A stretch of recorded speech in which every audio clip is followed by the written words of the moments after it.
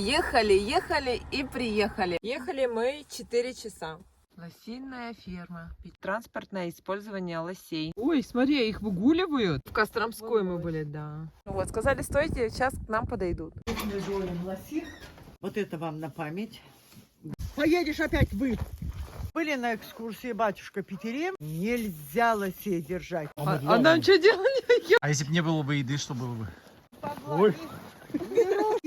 Так и не погладили. Не убегай. У вас хоть палочка есть у нас. Это я зову. Потому что мы лентяи. А сколько их надо поить? Ну, молоком. А здесь много народу же проживает? Самое больное это вот база, и мы просто плачем. А домики сколько стоят? Сами топят, сами моются, это бесплатно. И печка вот она, да, которая... А баньку можно заглянуть? Моются, в снегу валяют. Я работаю 49. У нас в конце 90-х. Все благодаря Ожехову. Тут вот новые люди подъезжают. Сейчас мы пойдем в музей. Такая слава. Все, мы идем в музей. Перекусили. Мы на хлебушек весь съели, да? Да. Колбаска и сыр осталось. Мы все съели. А, да?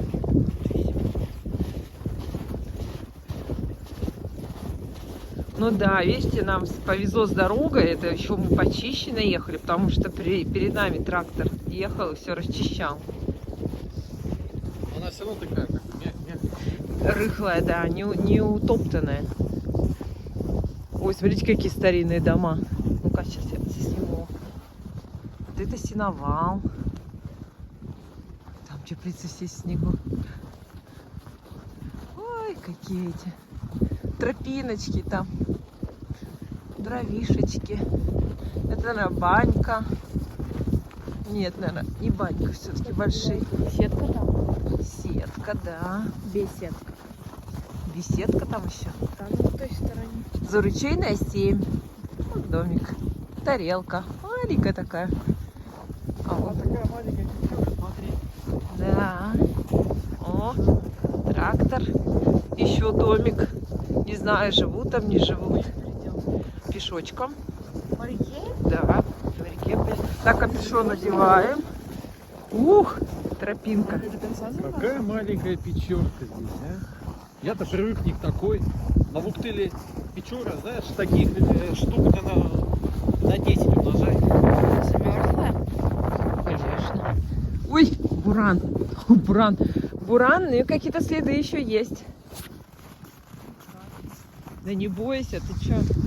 Что страшного-то? Сейчас оттепели нету. Морозы.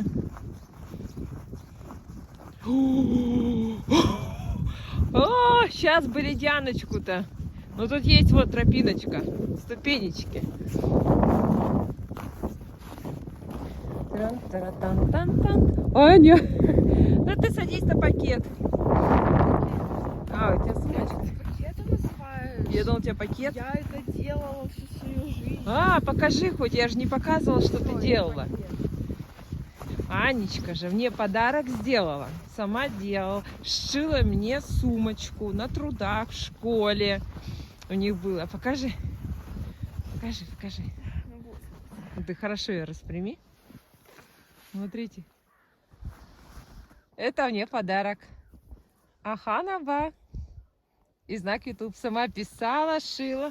Мы с папой только материал покупали. Да. Молодец, Анеточка. Умничка.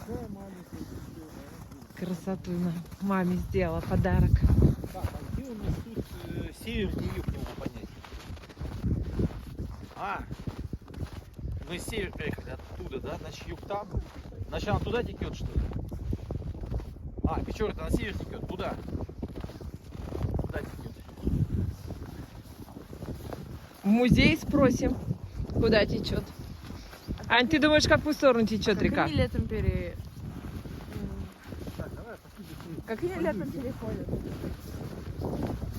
Летом только переплывают. Это только зимой.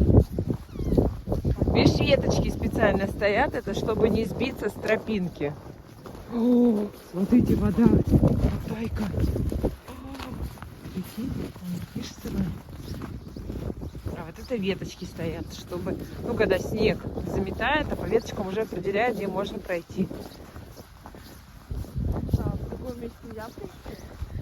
Ну, тут как бы проверено, что нету каких-то там надломов, дырок. А также за палки. Ну, это все помечено, где можно ходить. Все помечено.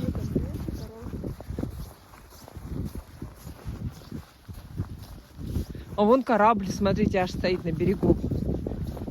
Видите, да? Видимо, там нельзя ходить, потому что там огорожено. Видимо, да. Ладно, переходим через Печору. Мама, А. мама. Что? Да, там вода. Ты не стой долго на одном месте. Пошли. Быстро переходи. Ну так идешь, и нога проваливается. Мягко идти. Ой, через Печору переходим. Господи.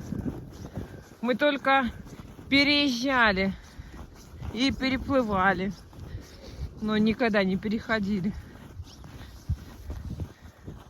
Ой, поднимаемся в гору с реки. А как же на машине мы поехали? Это надо вот так. Это да, где-то, если можно на машине проехать, только это где-то... А, вон дорога, наверное. Вот. Это, наверное, на машине. А, ну вот же переправа. Да, переправа.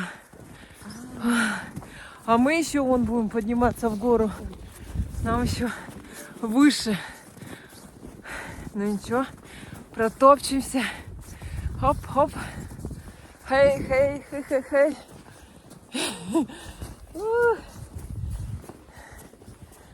Ого. Так, какие-то тростники. Хоп-хоп. Так.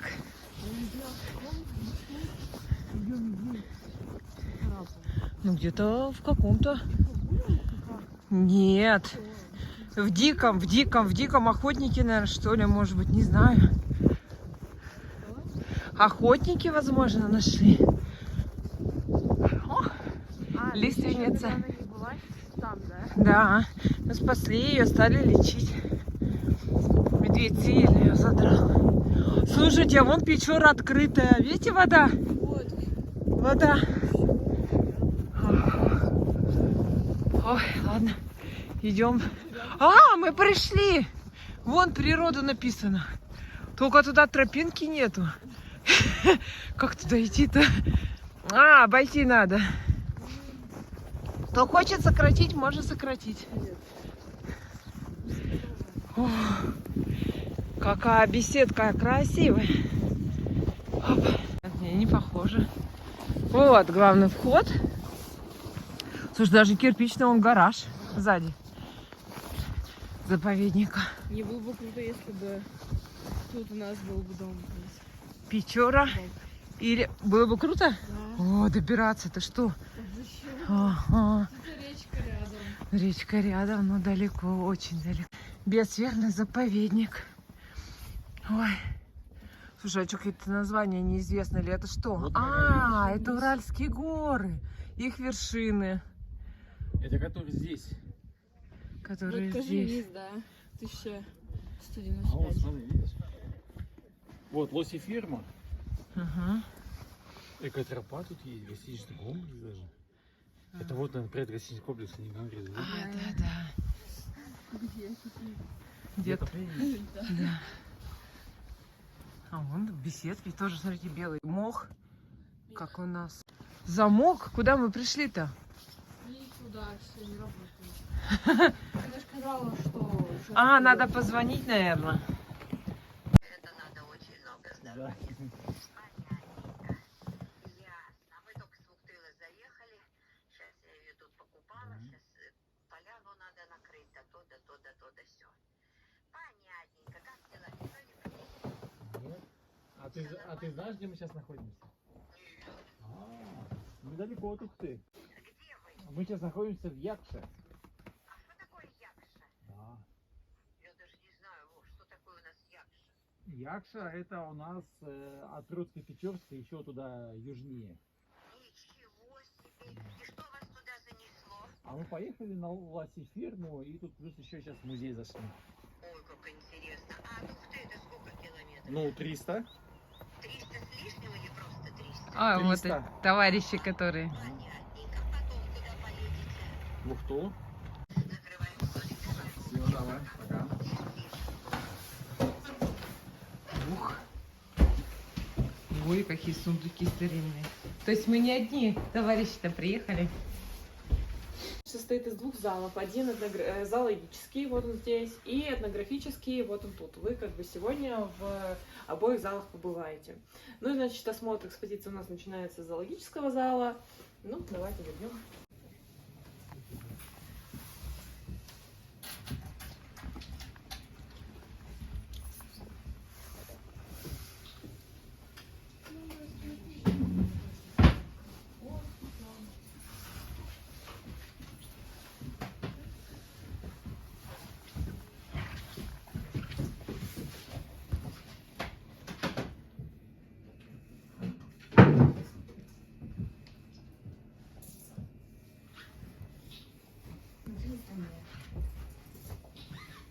Мы с вами находимся где? Якша. В Якше, правильно. Мы с вами находимся в Якше, ну и в Музее природы, соответственно, и в Печорно-Лыжском заповеднике. Значит, здесь красными линиями указаны границы заповедника. Значит, здесь вот небольшой кусочек, да, мы с вами видим, и вот здесь основная часть заповедника находится, чуть в отдалении. Первоначально, когда только заповедник был создан, он занимал междуречье Печоры, вот она здесь является нашей южной границей, и Илыча является нашей северной границей.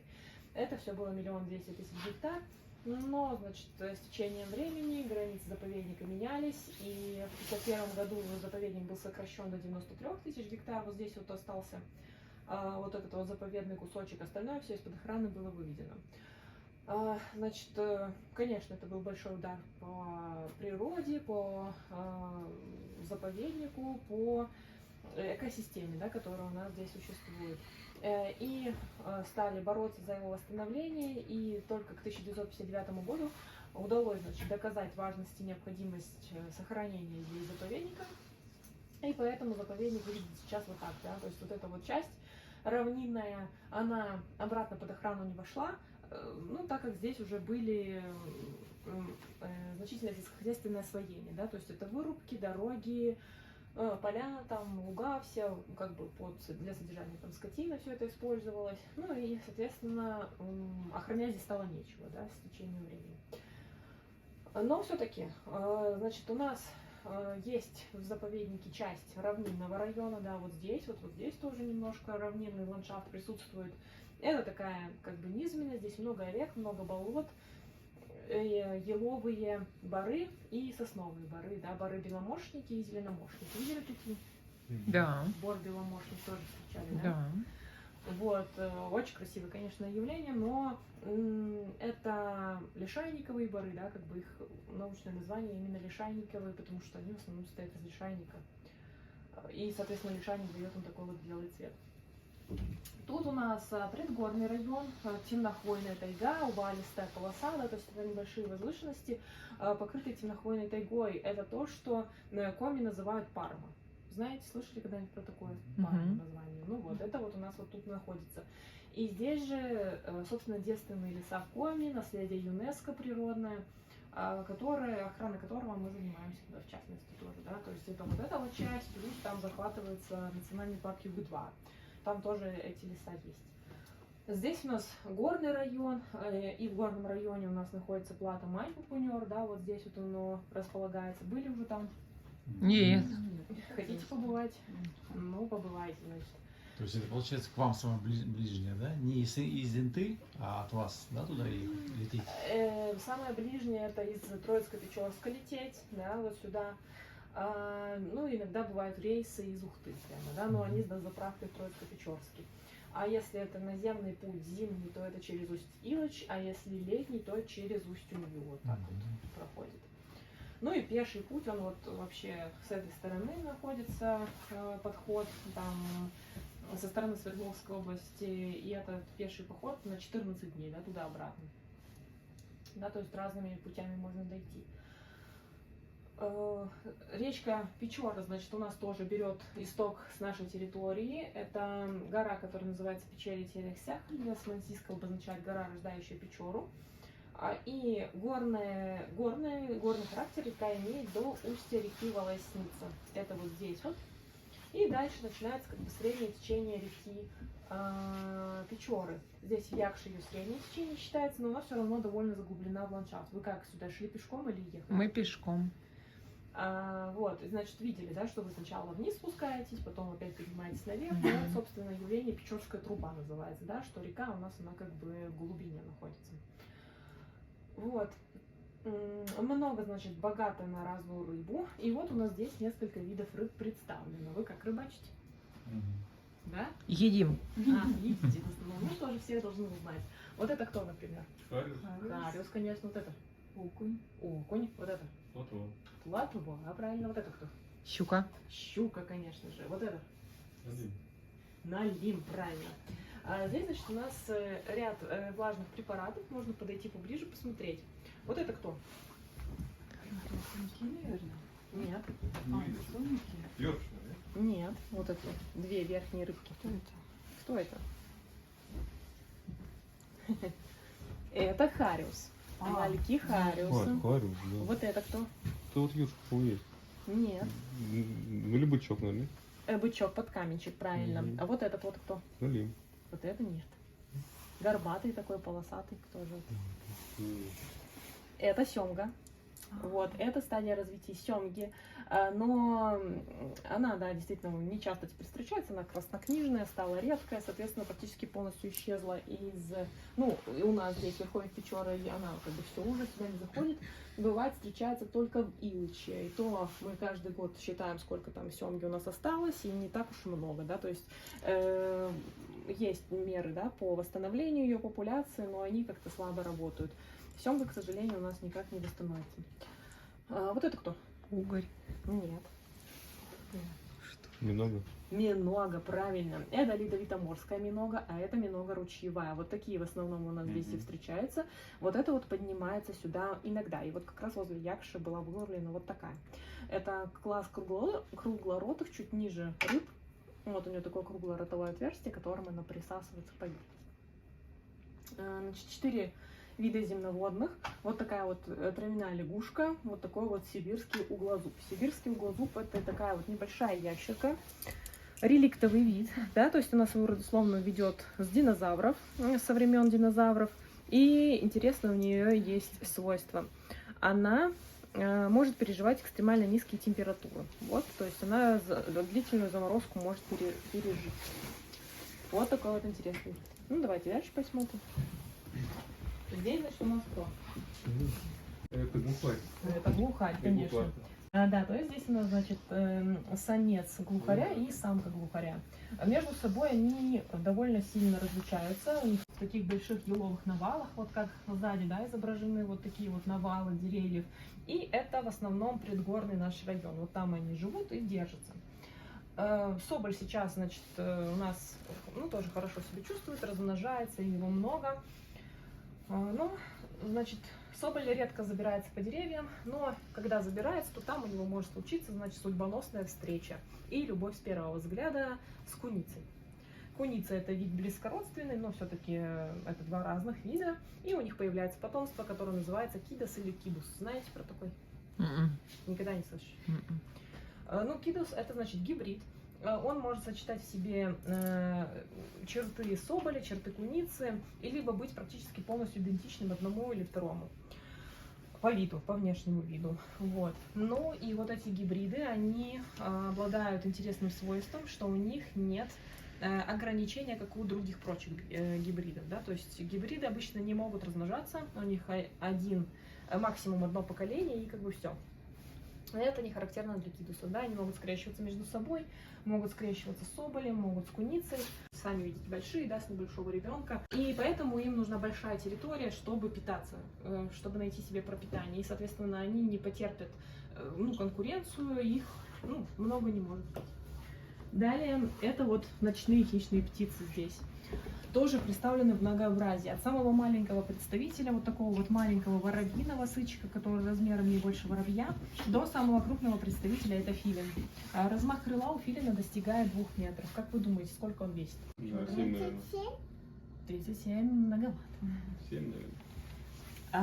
Филин весит 1,5-2 килограмма. А Да. все остальное пух, что ли? Да.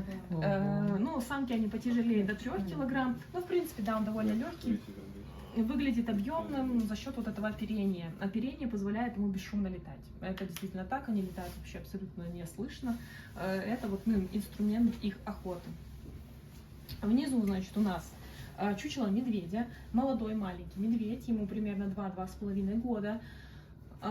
У нас сейчас от 110 до 140 особей, в принципе, живет на территории. В основном они все в предгорном районе, горном, но и на равнине тоже можно иногда встретить парочку медведей.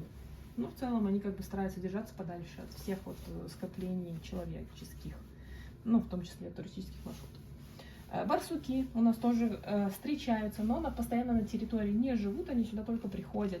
В последние 5 лет участились случаи встречи барсука, они как бы расширяют свой ареал обитания вот к нам, сюда на север. Росомахи. Значит, росомаха вот такая маленькая. Это действительно маленькая росомаха, они, в принципе, бывают больше, но даже такая маленькая, она представляет серьезную угрозу, опасность для, например, вот такого лося. Да? Здесь у нас с лосем представлено, и она стремится свою жертву настичь, выслеживает ее несколько дней, выбирает наиболее удачные моменты нападения, и потом падает сверху с дерева, например, да, вот на лося, и стремится убить его одним ударом. Если сразу убить не получилось, то она как бы стремится нанести рану смертельную, ну и подождать, пока там жертва сама. Лисицы у нас более высокие, более широкогрудые, чем лисы в центральной части России. Бывают рыжего цвета, вот такого, бывают серенького, как волки. Енотовидная собака. Это попытались сюда ее завести, акклиматизировать, чтобы она тут прижилась. Но она конкурировала за территорию с лисами и с росомахами. Первым она уступает в ловкости, вторым в силе. И, соответственно, они ей здесь прижиться не дали и как бы постепенно вытеснили. Следующий у нас это бобр. Бобры были полностью истреблены, ну, в числе прочих, значит, здесь примерно к концу 19 века, да, 1896 год считается годом добычи последнего бобра. Когда организовали заповедник, то, значит, было решено их сюда вернуть. Сначала завезли 6 бобров, потом 10, и в итоге они здесь прижились, размножились, и в верховье Печоры, ну, все занимают постепенно.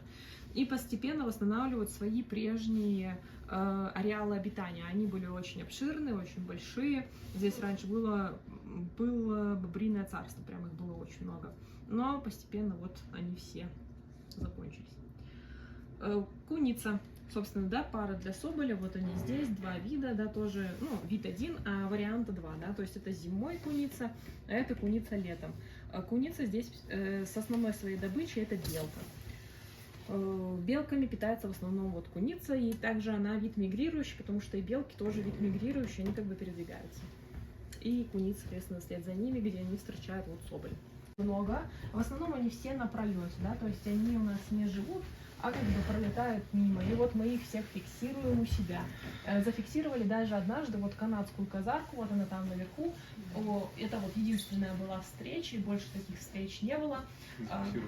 Да, зафиксировали прям точно, да, и теперь всем хвастаемся.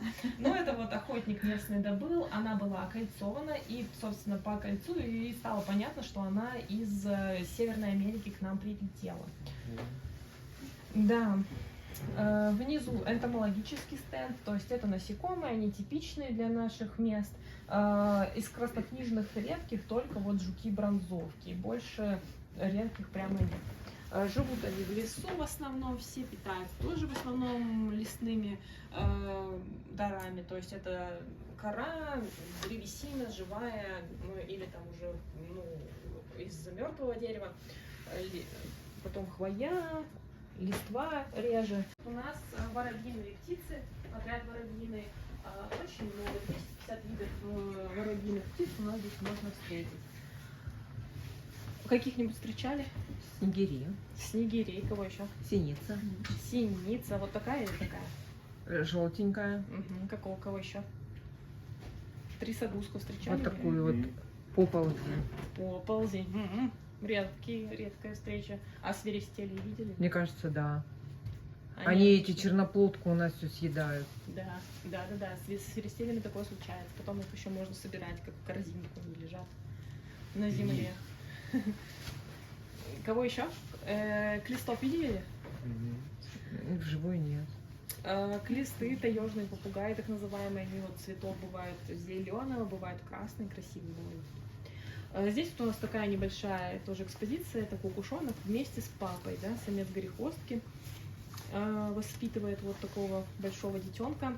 И, соответственно, становится понятно, да, почему кукушонок и самый большой грызун это вот большая серая крыса. Но, в принципе, крыса у нас здесь в Якше не водится. Это тоже, наверное, была единственная, и вот она здесь.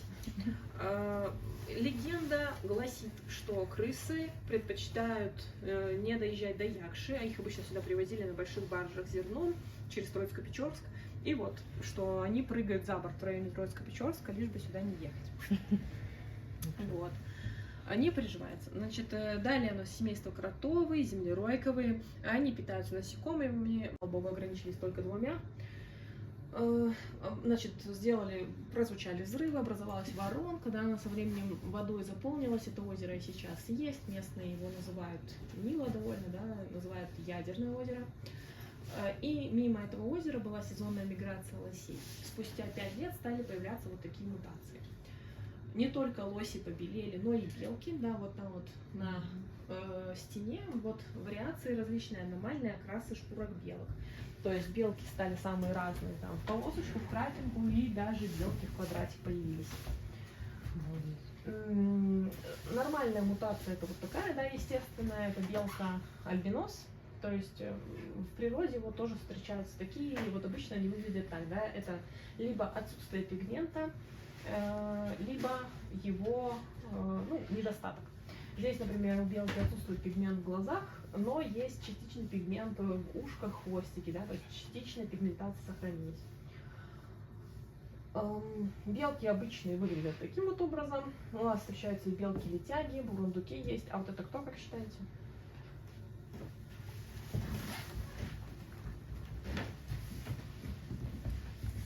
Росомаха. Да, это росомаха. Это росомаха уже более крупная, чем росомаха вот в стенде. Это видно, да, и по лапе вот такой крупной медвежьей. Но и понятно почему, да, она считается одной из самых опасных хищников в лесу у нас здесь. Ну, давайте дальше пойдем посмотрим. Здесь вот у нас белая куропатка. Она в основном встречается в горном районе, она меняет свою окраску. Летом она вот такая вот пестренькая, а зимой становится белой. Популяция, да, в основном в горах у нас встречается. Значит, здесь вот у нас 2 последних стенда. Внизу встречается вот у нас писец, заходит с нашей северной границы. Тундряная куропатка, она свою окраску не меняет, всегда белая. Опознать ее можно по такой вот черной стрелочке возле глаза. Ну и заяц-беляк, обычный заяц. Вот здесь у нас он тоже водится. И повыше стенд иллюстрирует флору-фауну нашего самого крупного болота на территории заповедника. Это гусиное болото, 300 гектар. Туда у нас тоже есть экотропа, можно сходить, поглядеть, можно даже как бы в фототуре поучаствовать, да, поглядеть вживую, как проходит ток у тетеревов. Там он обычно у них проходит. Ну и там очень много видов животных встречается, птиц. То есть вот эти все птицы, которые на пролете, они тоже в один момент оказываются там. И болото это прям птичий рай. То есть там очень много всего вкусного можно найти в мхах, в иле вот этом. И, соответственно, они там и водятся. И осенью это болото тоже очень красивое, тоже на него можно съездить посмотреть. Далее, значит, рысь. Вот она здесь. Рысь представлена с основной своей добычей, это заяц. И численность рыси напрямую зависит от численности зайцев. Больше зайцев, больше рыси. Меньше зайцев, меньше рыси. И у нас они тоже водятся, и зайцы, и рыси. В основном в предгорном районе. Вот. они как бы путешествуют, рыси-то, да, они как бы ходят по территории, но далеко не отходят. Вот, ну давайте дальше пойдем. Здесь у нас зал этнографии, быт и культура народов, которые тут проживают у нас и, ну, проживали раньше на территории заповедника.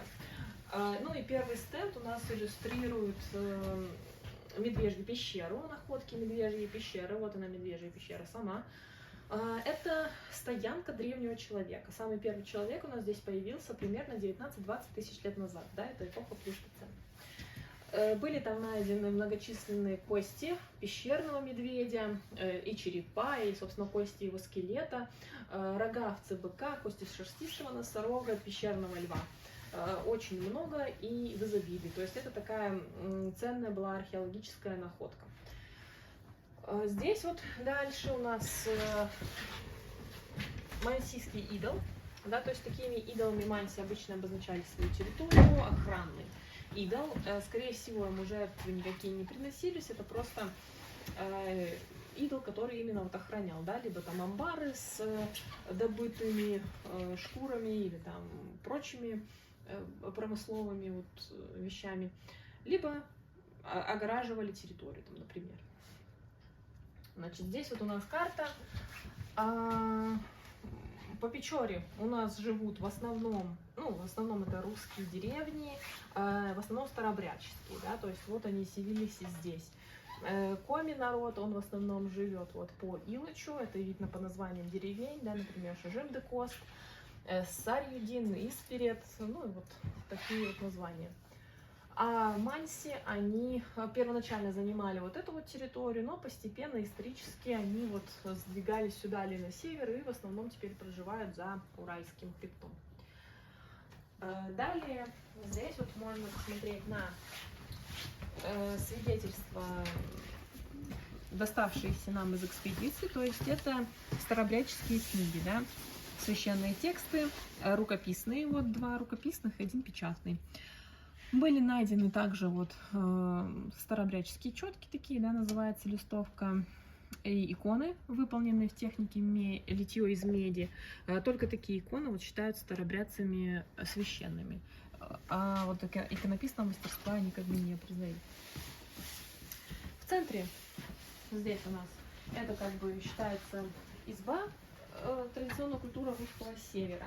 Ну и тоже типичные предметы можно увидеть. В центре это люлька, которая, значит, на ивовой жерди крепилась к потолку чаще всего, потом люлька привязывалась к ней, и к люльке, соответственно, привязывалась петелька для того, чтобы можно было ногой укачивать ребенка.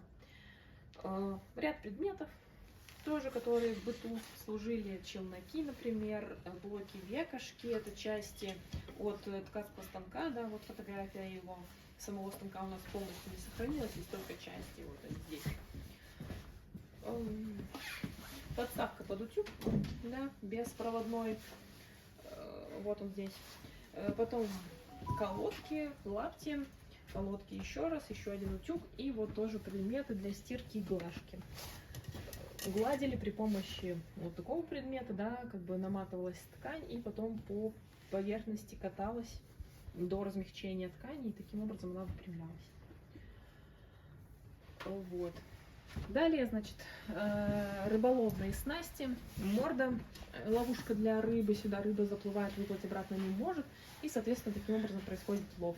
И невод, тоже вручную сплетенная сеть из конопляной нити, то, ну, такими вот раньше пользовались. И можно проследить, вот, например, историю развития грузил, да. То есть сначала самые первые такие более примитивные грузила — это камень, который был завернут в бересту, ну и прикреплен к сетке. Потом появились глиняные грузила, а самые последние появились чугунные. Ну, это прям совсем 20 век примерно. Находимся вот здесь, на Якшинской пристани. То есть это сначала называлась именно пристань, да, то есть не деревня.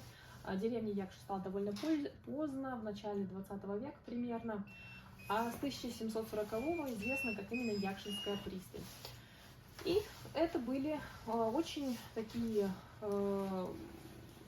пользующиеся спросом торговые пути из Чердани. Значит, шел путь по воде, был и зимник тоже. Ну и вот по системе рек сюда сплавлялись баржи, товары, они сгружались здесь, в Якше, значит, здесь не было домов, да, были склады, амбары, около 100 штук, довольно больших. И там купцы оставляли свои товары, ждали там весны, пока будет большая вода, и можно будет все опять на баржу погрузить и отправиться вниз по течению, меняя вот зерно в основном на пушнину. Такой вот была торговля такая. Было это довольно выгодно, да, то есть купцы из Чердани, вот этот известный род был, один из купцы Алины они назывались, и они вот благотворительностью строили там, например, церкви какие-то небольшие, часовни вот по дороге, и здесь в Якше они тоже построили большую такую церковь Николаю Чудотворцу, посвященную. И она действующая? Нет, она, значит, была реорганизована в клуб сначала, потом в библиотеку, там также был кинотеатр, но в 2008 году она сгорела. Деревянная была, да? Да. Мгм. И, значит, далее у нас вот тут вот предметы охотничьи. Это традиционный наряд охотника коми. Но принадлежали они не охотнику, а егерю. Был вот у нас довольно известный человек, его звали Поликарп Григорьевич Лызлов, жил он на кордоне по Печоре. Очень хорошо знал местную тайгу, всех инспекторов наших местных он тоже как бы научил взаимодействовать с тайгой, как бы вот, работать и жить там. И вот свой предмет передал потом в дар музея. Это паниток, традиционно охотничья накидка, потом лузан, тоже традиционно охотничий такой вот жилет. Значит, система карманов внутри позволяла охотнику равномерно распределять нагрузку, и он мог нанести на себе дополнительно плюс 10 килограмм, вообще как бы ничего, никакой тяжести не ощущая. При себе всегда был вот такой вот кожаный пояс, там была пороховница, компас, рожок для дроби, все это засыпалось, значит, сюда, вот в такое кремниевое ружье. Ну и у охотника был один выстрел, который он должен был рассчитать и не промахнуться по белке, например. Бахилы, сапоги вот такие тоже охотничьи, и улиди. Это зимний уже вариант сапог. Далее. Вот такие вот камусовые лыжи. Камус — это часть задней части ноги лося или оленя. Крепились вот на деревянную такую основу. И особенность у них в том, что они едут только вперед. Назад они не едут. Очень удобно по лесу, по нашему передвигаться. Один из последних стендов вот здесь. То есть это свидетельство торговли. Много различных монеток. Ключи амбарные, да, видно, какие были раньше ключи, какие замки, соответственно, какой был амбар.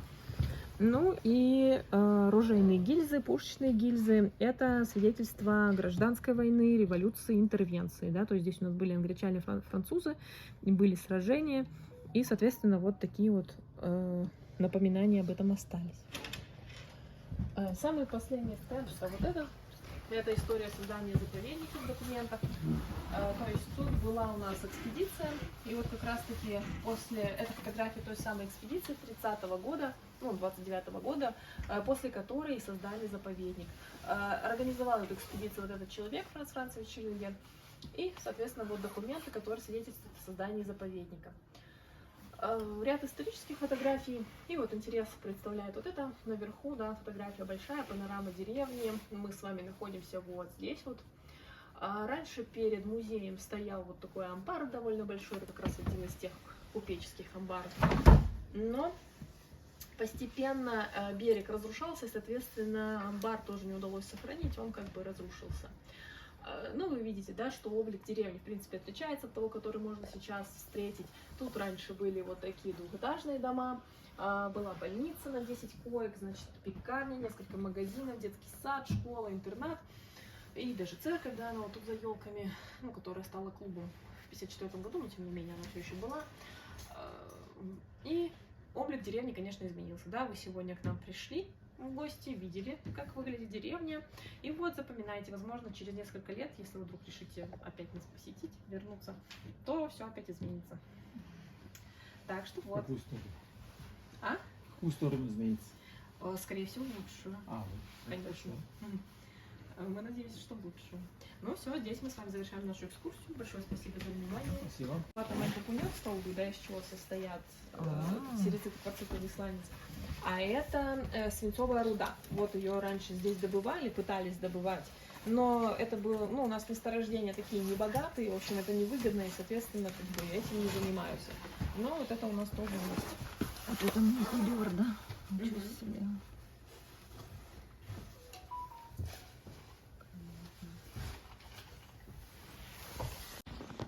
Так, вышли мы из музея.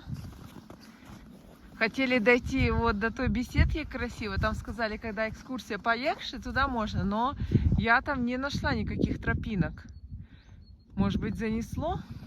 Вот тут спуск тоже не вижу. Все, мы сейчас возвращаемся к машине.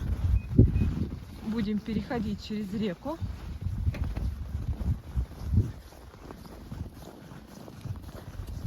Да, открытая водичка.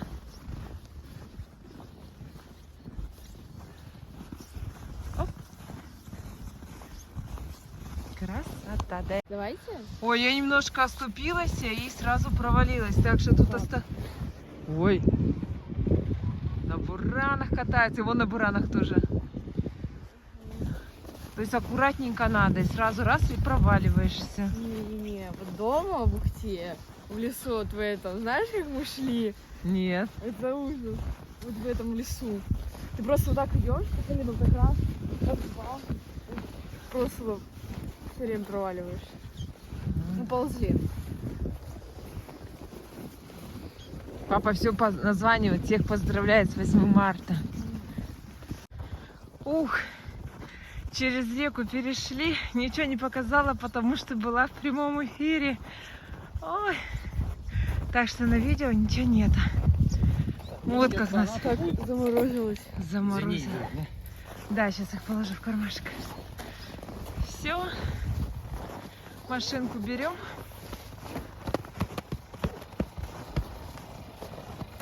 И едем.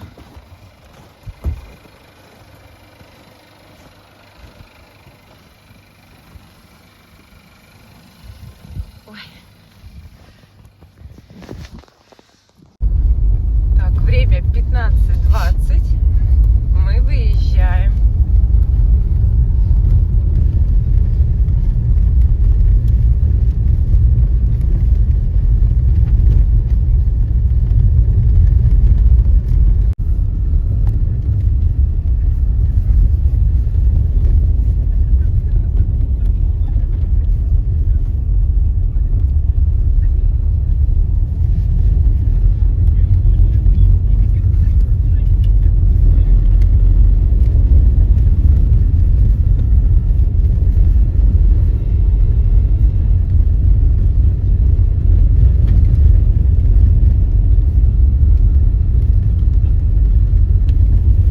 Вот эта дорога, по-моему, на Переград. Слушай, ну почищено уже тут, да? С двух сторон, видишь, проехала. Ну да, он как бы еще раз проехал после того, как мы сюда ехали, он уже почистил, да.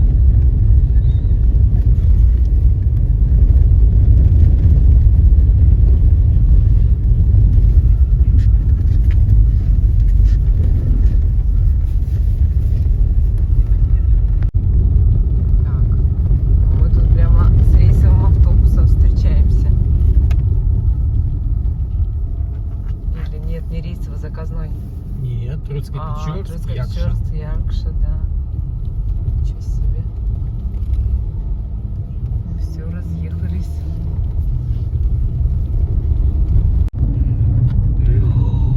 Ничего себе. Белые птички. Они прям перед нами летят, Да. смотри. Ой, ничего себе. Куропатки, что ли? Знаю. Потому что в нас не врезались. Три. Вот 3 штуки. Да. Ой, так быстро не едем.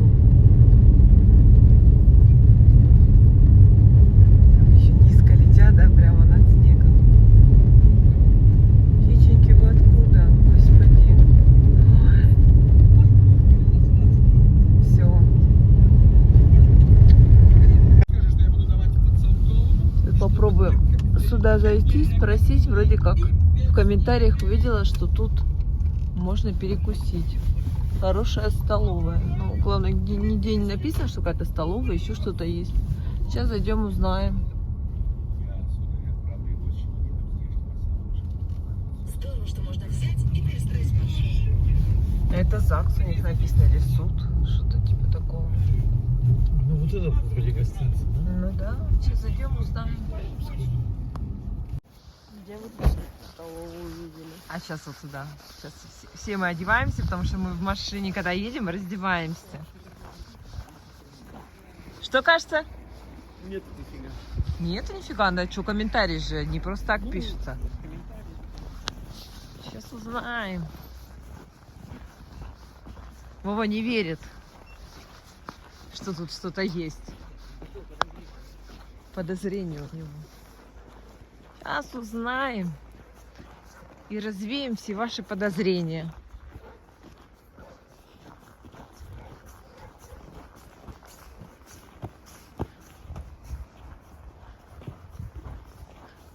Вот. Гостиница Печора. Видите старинное название. Заходим. Ну да, буковки старые. Оп.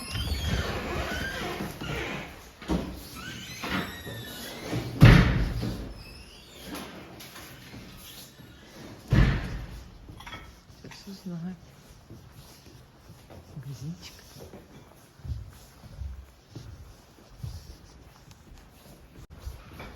Да, сегодня они не работают.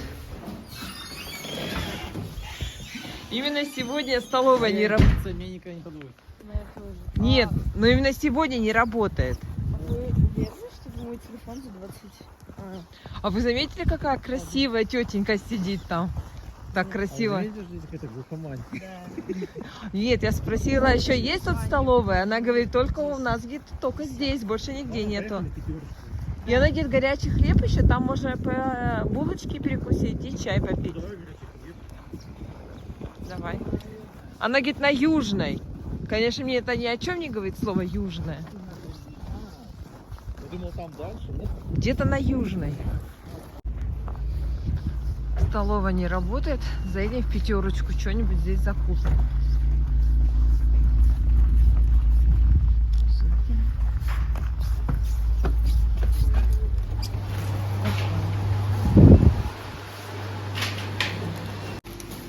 Докупаем хлеб, нарезку колбаски, сыр бутербродный,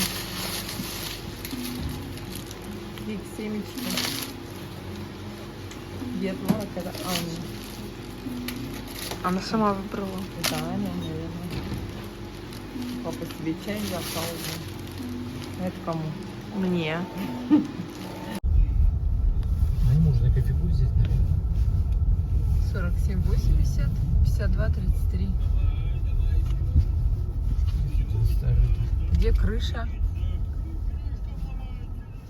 Там ремонт, вон, видишь? Там нету что-то. Как красиво снег пошел. Смотрите, какие большие-большие хлопья. О, такой густой снег. О, красиво очень.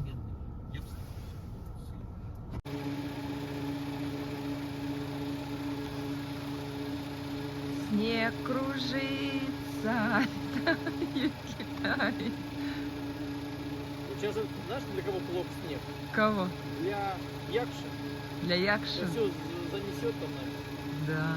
Вот это да. Не было снега, вот сейчас пошел.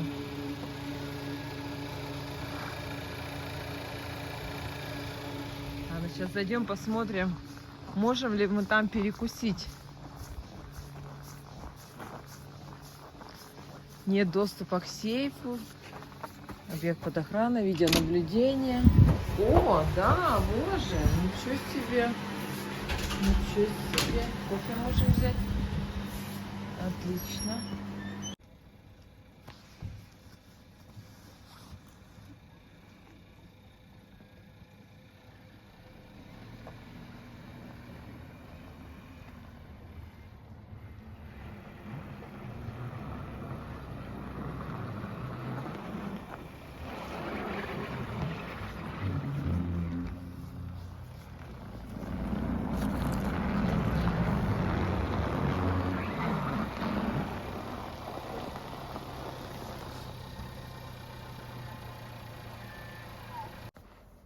Так у тебя видео, что ли? Нет. 312 километров, 4 часа 10 минут. Минус 11,5